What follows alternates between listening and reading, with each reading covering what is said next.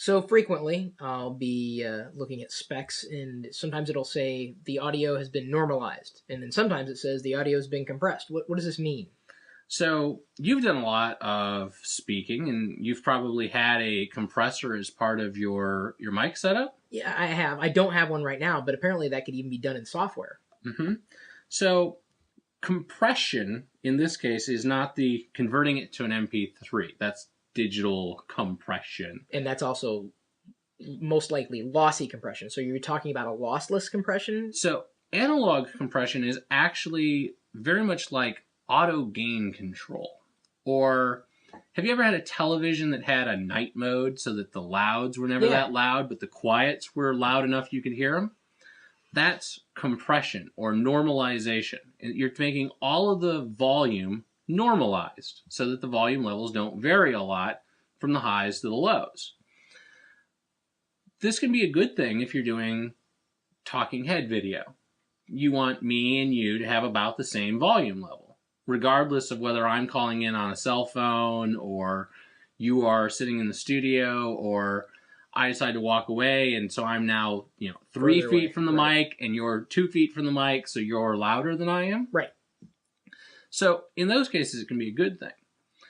The problem that comes out of normalization and compression is that most of the CDs that we're now buying are normalized or compressed because when you're competing in radio space, you want things to have that certain level of loudness, and you kind of want everything to sound a certain level of loud. But isn't it better to do that post so that you've got a better source that you could do things with?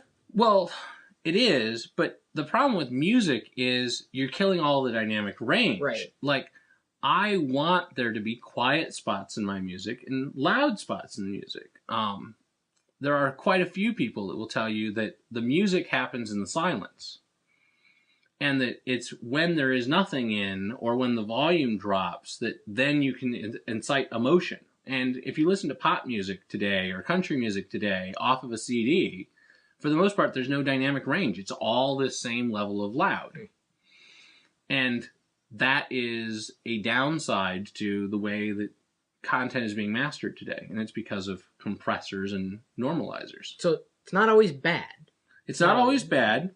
It's a tool. It's like anything else. It's like auto-tune. Auto-tune has its place.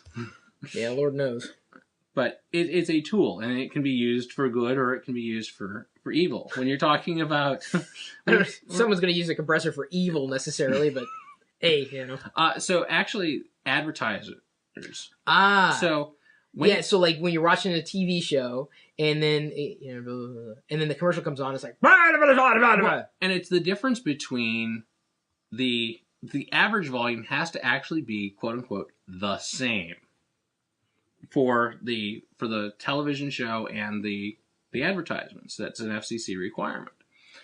But you can normalize, and so now all of the volume appears to be the same, and it's all set to, this middle ground. Then your TV gets it and says, auto gain control, the signal's dropped, we're going to raise the volume. And so now your TV presents it as louder.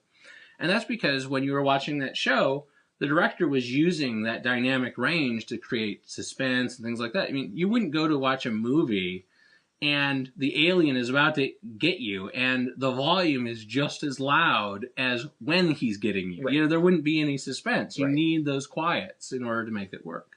So then I know the amplifier that we picked out for the bedroom has one of those controls where you can set it like daytime and then nighttime like you're going to sleep. So it must basically normalize everything so it's...